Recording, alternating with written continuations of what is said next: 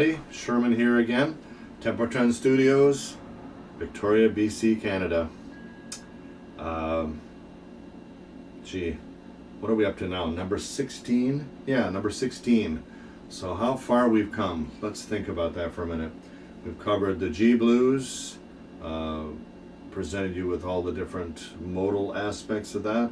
We're in the middle of the minor blues scale summary for the minor blues, which would be, of course, very, very important because we have the minor scale modes presented in that. We've also I've given you some depth in the major pentatonic realm with those 21 power licks that I gave you, so I hope you got some value out of that. Before I start today, I'll warm up on, I'll put on Ramblin' Man again, and I'll play through there. It's in the key of C, so I can use some of those licks. And I also will stress again that you can incorporate some minor pentatonics at certain points throughout this to give a little bit of edge to your playing. I want to remind you guys, don't get too immersed in any one style. Try to integrate everything and find your own balance. Some players, for my money, would be playing far too much minor in a case like this. So I'll give you an example. Ramblin' Man, key of C.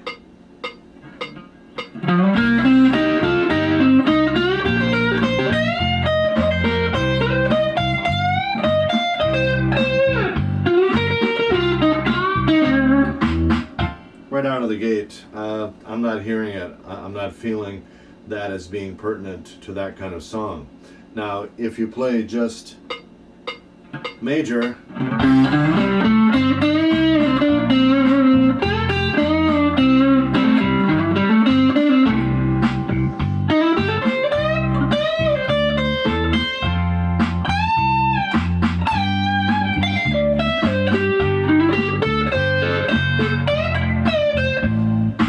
not bad. I mean, I'm okay with it. But I would, including the mistakes, no extra charge for them. What I'd like to do is to play more in the pocket, let it breathe a little bit more, and then throw a little bit of those kind of things in around the edges, okay? So let's see if I can achieve that for you. So don't forget to think about that.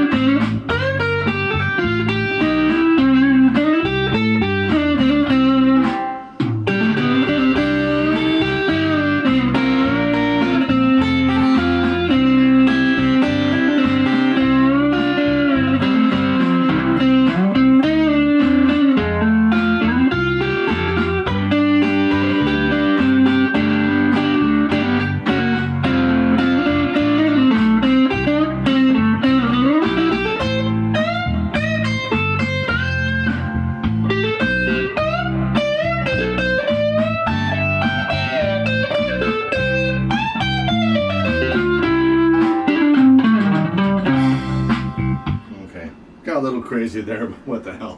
So I threw in just a little bit of the sass in there, and I hope you're able to pick up on that.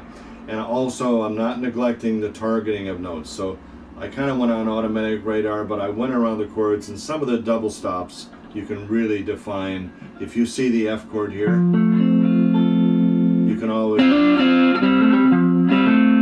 throw in some Jimmy-esque type things there. You also see around the C chord, those kind of things. See the C chord up here as well. Those kind of things. And the double stops that come off those things. In the major pentatonics we covered last installment, I went. Right? Those kind of things. So you can throw those around the edges. They work just fine. Okay, now last time I ended with the concept of playing non-diatonic chords. So when you're playing in the key of C and you encounter an A7, I hinted that you need to play the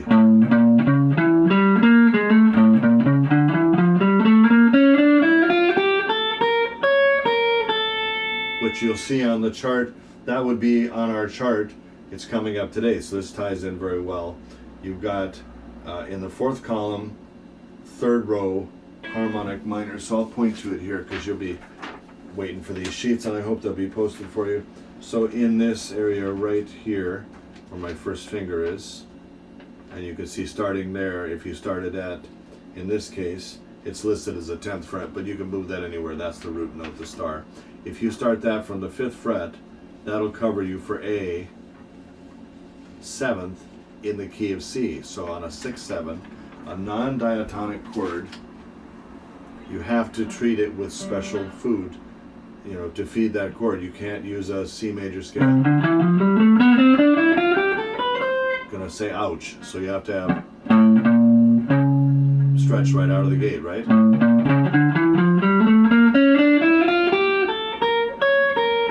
And then you're well on your way, and then the D7 required a G major scale treatment, which means it needed the Mixolydian mode.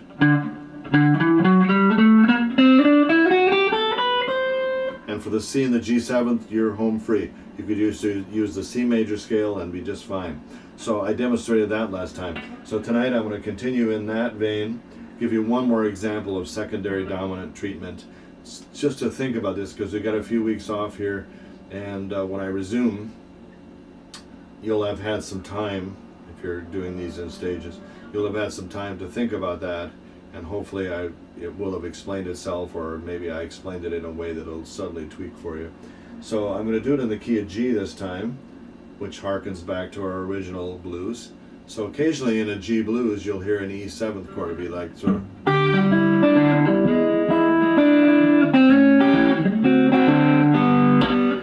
Got the wrong chop. But anyway, that kind of thing. And you hear that, it's a ragtime cycle. So 1, codified, 1, 6, 7, and then you've got a 2-7, which in this case would be the A7, and then you've got a 5-7, which is in the key of G, our D7, our good old buddy, the 5-7, D7. So the G and the D7 are friendly to us in the key of G, but we have two guests that have come to call, and we have the A7, which is not one of the diatonic members of our diatonic family. We would have an A minor, but A7 creates a problem because A minor has a C in it. A7 has a C sharp. So that's a special consideration. The E chord in its own way, the E7, wherever you play it, has a G sharp in it. And that requires a special treatment coming into the key of G. Because you know in G, you have a G, but you don't have a G sharp. What do you do about that? Oops. So it's the same problem we had in the key of C dealing with A7. We're having that problem now, and it's only a problem if we let it stump us, but it's not going to. But this challenge of treating the E7 or any 6-7 that occurs to us, so think of it as a 6-7, we need to have this scale at the ready so we can play this and go right into it seamlessly and play nice solos that don't lose the continuity. So you can't fool anybody by playing a whole bunch of hot licks. As Steve Miller always said, and I say this over, serve up a mess of spaghetti. You can't solve it with that.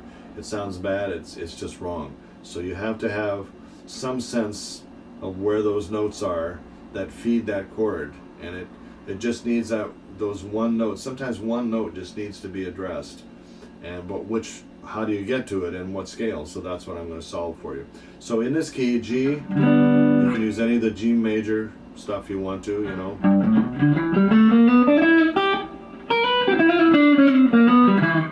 Anything you want, you're fine with G. E7 though is going to require this. For that one we will use the one that on your sheet, and again I'll put this up, it'll be posted soon enough. It's the first column 1, third row, first column, and I'm going to use that from the 7th fret.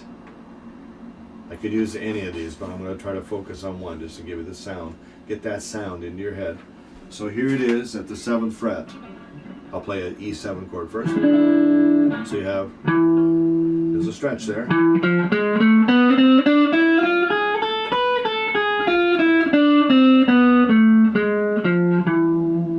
Okay, so if you can find that,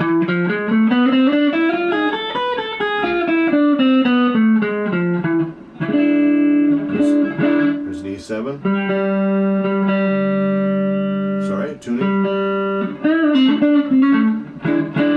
You have G then, so G, whatever you want to play, or E7.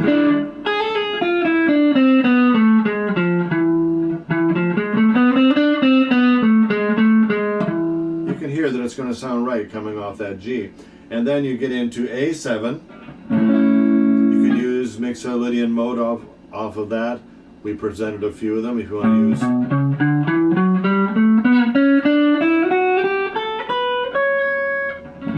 That'll cover you just fine. So from that root on the 6th string, 5-7-9, 5-7-9, 3 times in a row. How about that? And then 6-7, 5-7-8, and then 5-7-9.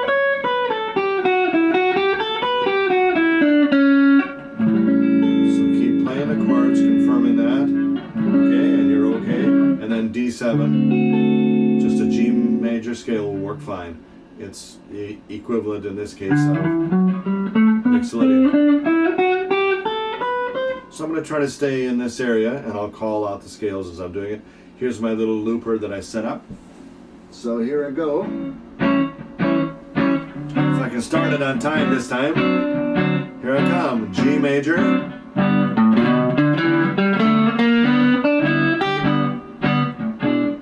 Snake Charmer, Mixolydian, Mixolydian again for D, G major, Snake Charmer, Mixolydian, Mixolydian for D.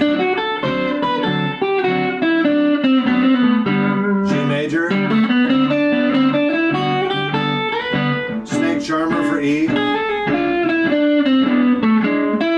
A, Mixolydian, Mixolydian for D.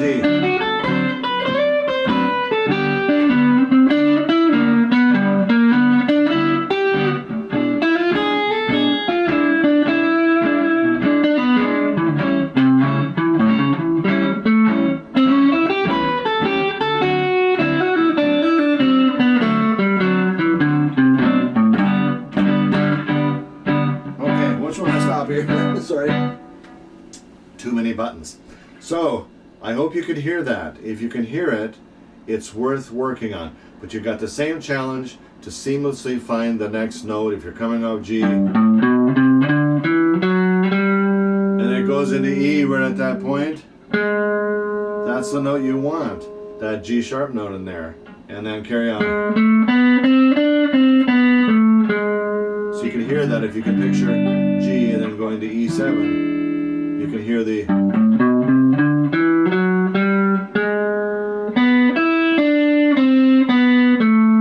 Then when you hear the A7, you really want to find that C sharp in there. Then when you get to the D7, it's just a G scale, but I started from F sharp. We could do it from here. If you know your scales in various positions, that's that old Pat Martino thing, the great jazz guitarist, said, learn your scales and modes and the things that you love to play from every fingering and position that you can think of. Don't be landlocked into one fingering, or, so that you're not able to access those notes. The more access points you have, the more seamless your solos are. And I think the more confident you are as a player, because you always can see in that moment of terror when you have to make the next move, you'll see something calling to you. You know, it's not a spooky thing like a, well, maybe it is. It's almost spooky, but all these things kind of beckon you to play better notes than just grab some familiar lick and throw a phrase and try to snow somebody with that. That kind of playing is precisely why I did these lessons, so you could break out of that. And I hope this has helped in some small way. Late at night when I'm thinking about this before I go to sleep, I'm thinking, am I really achieving this? And I hope so. It'll be for you to decide. I can't be sure. There are many ways to approach this, even though I teach this stuff all the time. Sometimes when you're not when you're one-on-one, you get that immediate feedback. I don't know what you guys are feeling. So let me know. You can type things in. I'd be glad to hear what you have to say about it. And certainly I'm fluid enough with this that I'm willing to take a new approach if something would work for you a little better. Okay, so now back to our minor blues. And the time we have, I think I covered two very important things here today. But let's get back to our minor blues, Black Magic thing. We've covered 3 columns. If I can get the next 2 columns done, we had a break coming up here. Excuse me again, my back's sore. 2 more columns there, so it'll be column 4 and 5, and you'll have the sheet. I'm hoping that'll be access to you. So second row is the Dorian row. So now we're up, we've covered this area, now we're up in here. And of course you know your G minor 7. Most of you would know that chord shape. So I'm going to play it from there, and I'm in the second row. Here it is.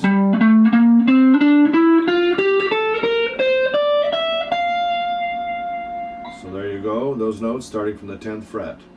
10, 12, 13, 10, 12, 14, stretch. 10, 12, 10, 11, 13, 10, 12, 13.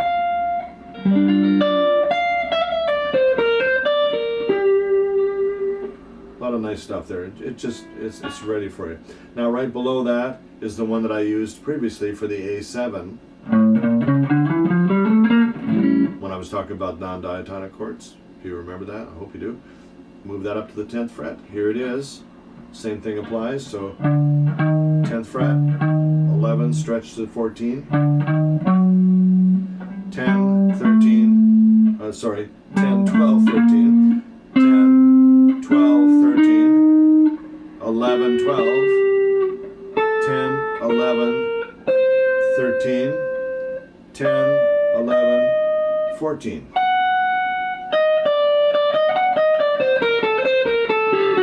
You can hear the snakes charming right out of the basket there, being charmed out of the basket there.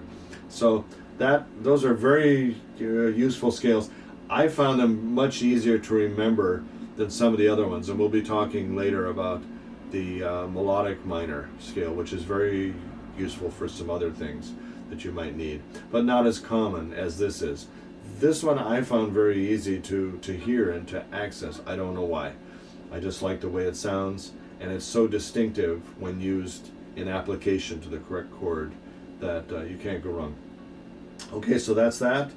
And then you've got one at the top there, on the top row, for your C minor 7. And we covered that one last time, so here we are up in this area. Yeah.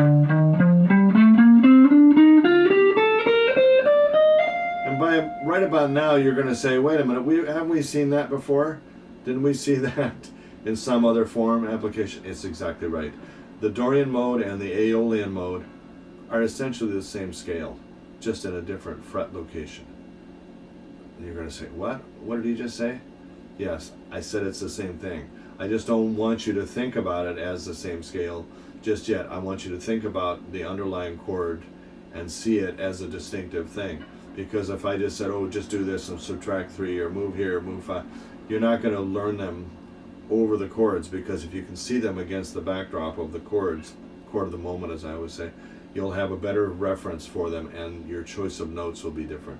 So yes, there are little systems, little trick ways of saying this that just says, oh, just move it 3 frets and do this. Well, that's fine, but you move it around, you still have to think of the chord of the moment and what notes you want to target to make your phrase work. And then of course, by the time you think of all that, that's a few cognitive steps too many, because then the chords changed and then you're screwed. You're out on the street again with nowhere to go. So you have to internalize a lot of this stuff. Just do it by rote, the way I'm having you do it, until you're not even thinking about it. I bet that's going to work for you better than trying to think this through some analytical way. So there you go. You got those scales for those three. The last column contains some of those same ingredients. The last Dorian mode goes way up here, and I hope you're on an electric guitar, you'll be okay. There's a 15th fret, there's your G. This one, no stretches, very nice.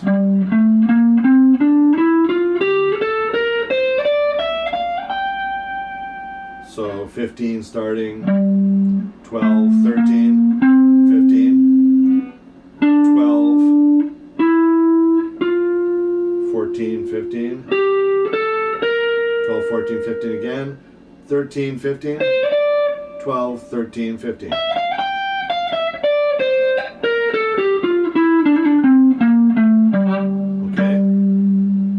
Okay, so now you're in the next column below, the harmonic minor, the snake charmer scale.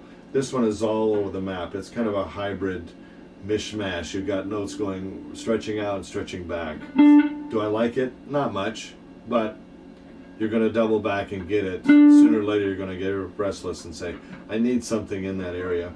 So here it is, starting at your 12th fret. Big stretch out to 16, right? So 12, 13, 16 stretch. 12, 14, 15. 13, 15. Stretch back, 11. Resume your position. I hope you haven't lost it. 14, 15.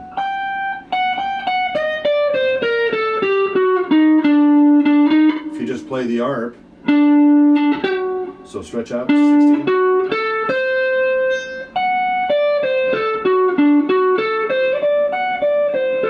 Interesting little diamond shape there.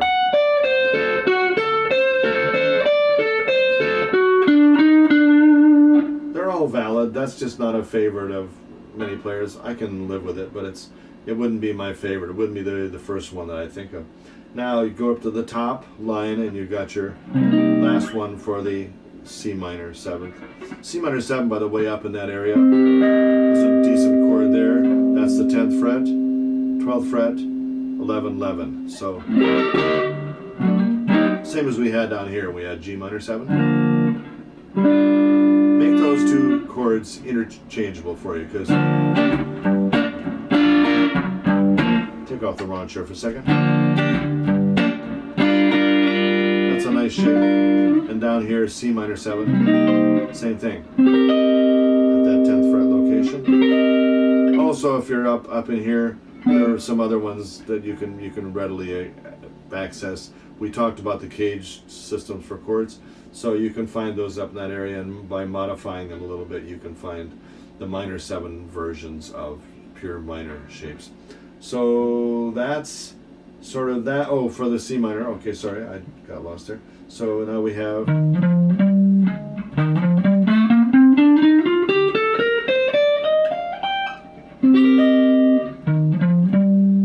Is a familiar shape. We're going to do a stretch, 11, 13, 15, 12, 13, 15, 12, 13, 15, 12, 14, 15, 13, 15, stretch back, 11, 13, 15. And that covers you for your C minor 7th, which is the 4 minor. So we have a 1 minor 7, 4 minor 7, and we have a 5-7. 5-7 being the snake charmer. Okay, so there's all your scales presented to you. I'll see if I can play around that area, the 4th and 5th columns a little bit, just to give you a little taste of that before I run out of time here. So where am I? Black Magic and G. Here we go. And I'll slow it down a little bit. And I will try. I'll probably screw up when I do this. You should never talk while you're trying to play, but I'm going to do it just to let you know where I'm at. Okay, so here we go. Here's G minor. So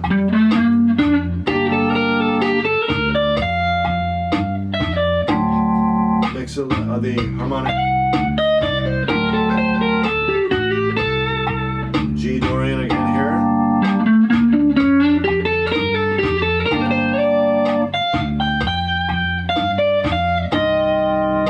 So Aeolian mode, C minor.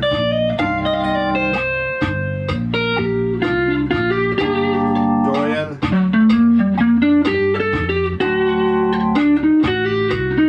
That was the snake charmer, you heard it, right?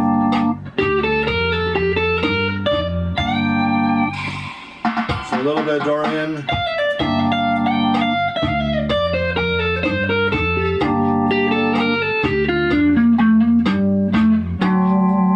There's your snake charmer.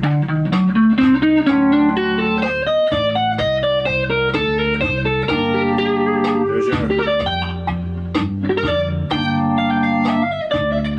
little bit of Dorian, now the Aeolian.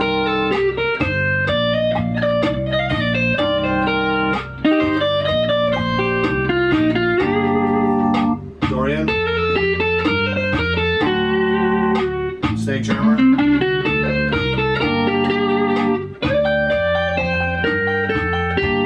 I'm just gonna play here, orchestra.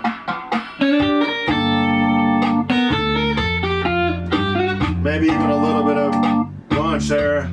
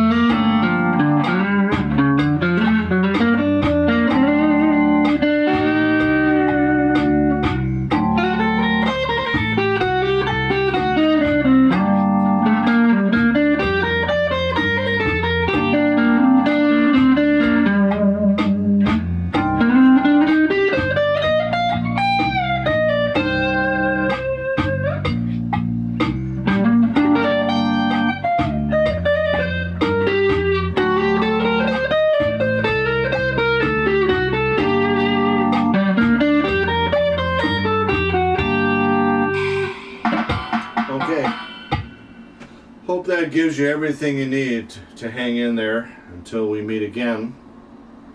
We've covered a lot of things. I have a couple more items to throw your way, but I really want to make sure that you've got all this established. You've got a couple weeks now to let that sink in. I wish you all the best. Take care of yourselves. We'll see you again.